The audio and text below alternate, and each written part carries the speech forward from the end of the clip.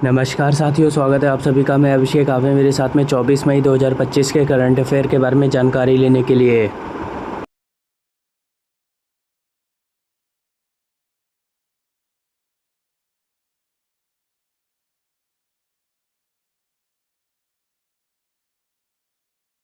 साथियों, मैं आपका स्वागत करता हूं अपने चैनल स्मार्ट टीचिंग अभी बीस्ट जीएस बाई अभिषेक में।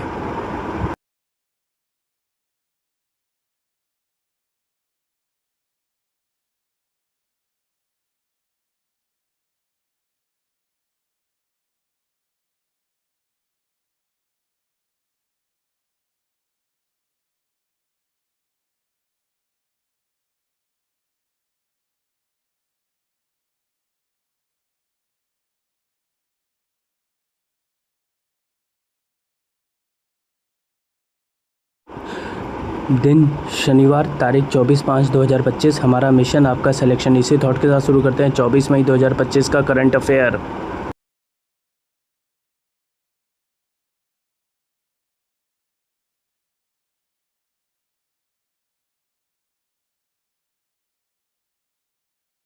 अगला, हाल ही में मेजर जनरल डेविड जिनी को किस देश के आंतरिक खुफिया विभाग शिनबेट का अगला प्रमुख नियुक्त किया है? उत्तर है इजराइल का। आइए इस खबर के बारे में जान लें। इजराइल के प्रधानमंत्री बेंजामिन नेतन्याहू ने मेजर जनरल डेविड जिनी को शिनबेट इजराइल की सुरक्षा एजेंसी का अगला प्रमुख नियुक्त किया है।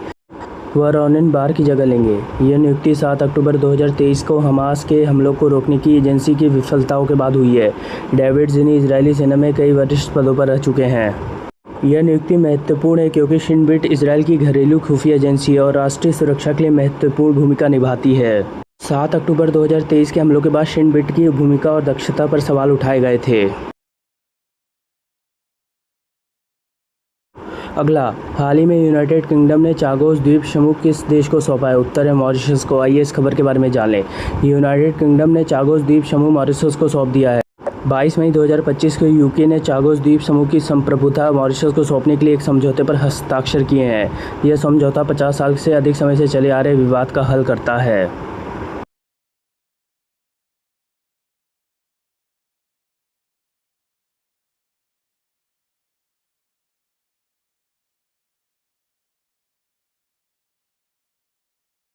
अगला, हाल ही में पूर्वोत्तर निवेशक सम्मेलन कहाँ हुआ है? उत्तर है नई दिल्ली में। आइए इस खबर के बारे में जान लें।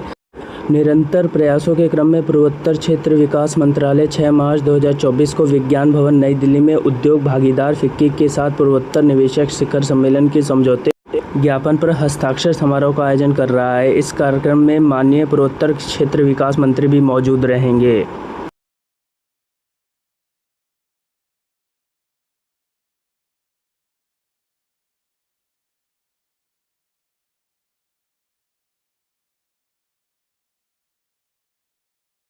अगला, हाल ही में कौन एनडीपी का नवा सदस्य बना है? उत्तर है अल्जीरिया। आइए इस खबर के बारे में जान लें। हाल ही में अल्जीरिया न्यू डेवलपमेंट बैंक का नवा सदस्य बना है, जिससे उभरते बाजारों के लिए नए अवसर खुले हैं। एनडीबी की स्थापना 2015 में ब्रिक्स समूह के तहत ब्राज़ील, रूस, भारत, चीन और दक्षिण अफ्रीका ने की थी। इसका मुख्यालय शंघाई, चीन में है। ये बहुपक्षीय विकास बैंक है जो उभरते और विकासशील देशों में बुनियादी ढांचे और सतत विकास परियोजनाओं के लिए वित्तीय सहायता प्रदान करता है। अब तक बैंक ने मुख्य रूप से स्वच्छ ऊर्जा और संबद्ध क्षेत्रों में 40 अरब अमेरिकी डॉलर की परियोजनाओं को मंजूरी दी है। इसके सदस्य देशों में ब्राज़ील, रूस, भारत, चीन, दक्षिण अफ्रीका, बांग्लादेश, संयुक्त अरब अमीरात और यूएई, मिस्र और अल्जीरिया शामिल हैं। अगला, हाल ही में चुनाव आयोग ने मतदान केंद्र पर मतदाताओं की अधिकतम संख्या घटाकर कितनी की है? उत्तर है 1200। आइए इस खबर के बारे में जान लें। भारतीय निर्वाचन आयोग ने चुनाव में अधिक से अधिक मतदान सुनिश्चित करने और मतदाताओं की पहुंच को आसान बनाने के लिए महत्वपूर्ण निर्णय लिया है, जिसके तहत अब मतदान केंद्रों पर मतदाताओं की अधिकतम संख्या 1200 से अधिक नहीं होगी।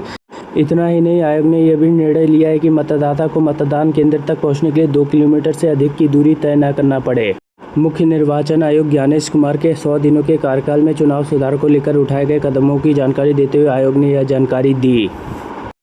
अगला, हाल ही में दुनिया का सबसे बड़ी एरोस्पेस ग्रेड टाइटेनियम इकाई का उद्घाटन कहाँ किया गया है? उत्तर है लखनऊ में। आइए इस खबर के बारे में जान लें।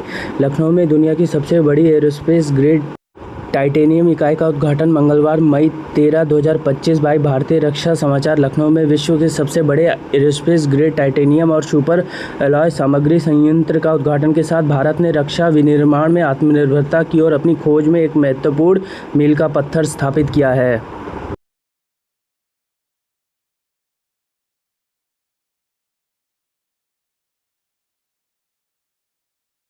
अगला, हाल ही में किसे मिस वर्ल्ड 2025 का टैलेंट फाइनल जीता है? उत्तर है मोनिका केजिया सैम्ब्रिंग ने। आइए इस खबर के बारे में जान लें। मिस वर्ल्ड 2025 का talent finale Miss Indonesia Monica Kezia Sembiring ने जीता। उन्होंने भारतीय और इंडोनेशियाई धुनों का मिश्रण पियानो पर बजाकर यह खिताब जीता। मिस कैमरून और मिस इटली क्रमशः दूसरे और तीसरे स्थान पर रही।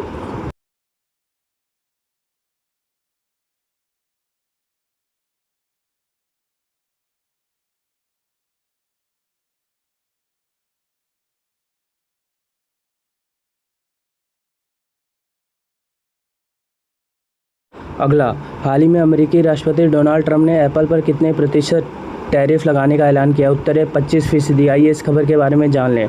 ट्रंप ने यूरोपियन संघ पर 50% और एप्पल पर 25% टैरिफ लगाने की धमकी दी, जिससे व्यापार युद्ध और बढ़ गया।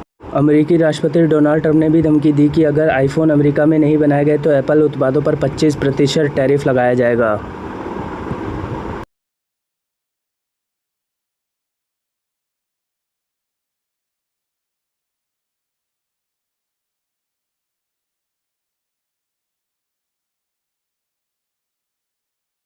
अगला, हाल ही में सुप्रीम कोर्ट ने कहा कि झुडुपी जंगलों को वन भूमि घोषित किया। उत्तर है महाराष्ट्र की। आइए इस खबर के बारे में जान लें।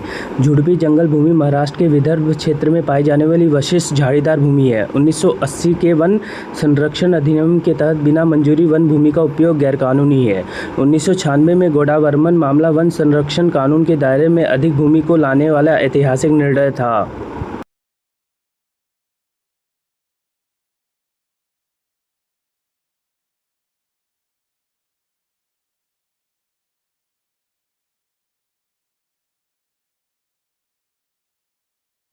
अगला, हाल ही में अमेरिका और ईरान के बीच 5वें दौर की अप्रत्यक्ष वार्ता कहाँ हुई? उत्तर है रोम में। आइए इस खबर के बारे में जान लें।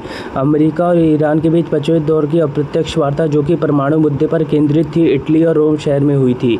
इस वार्ता में दोनों देशों के बीच परमाणु कार्यक्रम और अमेरिकी प्रतिबंधों को लेकर चर्चा हुई।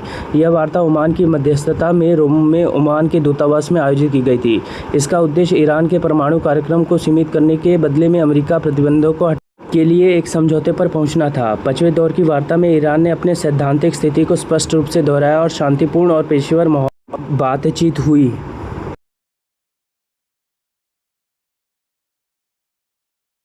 अगला, हाल ही में ट्रंप प्रशासन ने किस विश्वविद्यालय में विदेशी विद्यार्थियों के दाखिले पर रोक लगा दी है? उत्तर है हार्वर्ड विश्वविद्यालय में। आइए इस खबर के बारे में जान लें। सोमवार 23 जून 2025 को एक संघीय न्यायाधीश ने मामले का दूसरा प्रारंभिक निषेधाज्ञा जारी करते हुए अंतर्राष्ट्रीय छात्रों को हार्वर्ड विश्वविद्यालय में पढ़ने से रोकने के ट्रंप प्रशासन के एक और प्रयास को अवरुद्ध कर दिया है।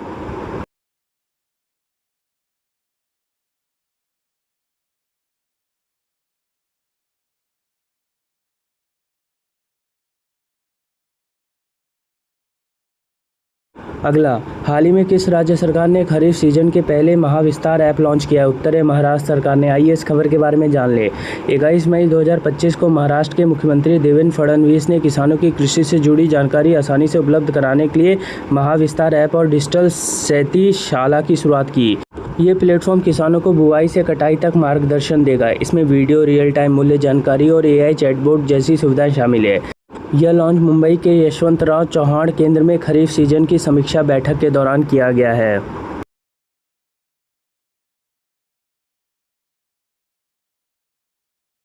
अगला, हाल ही में यूरोप में भारत के राजदूतों के सम्मेलन की अध्यक्षता किसने की? उत्तर है डॉक्टर S जयशंकर ने। आइए इस खबर के बारे में जान लें। बर्लिन में विदेश मंत्री जयशंकर ने यूरोप में भारतीय राजदूतों के क्षेत्रीय सम्मेलन की अध्यक्षता की, जहां उन्होंने ऑपरेशन सिंदूर और आतंकवाद के प्रति शून्य सहिष्णुता के भारत के संदेश पर चर्चा की। विदेश मंत्री S जयशंकर ने गुरुवार 22 मई 2025 को जर्मनी की अपनी आधिकारिक यात्रा के दौरान जर्मनी की संसद सदस्यों से बातचीत की।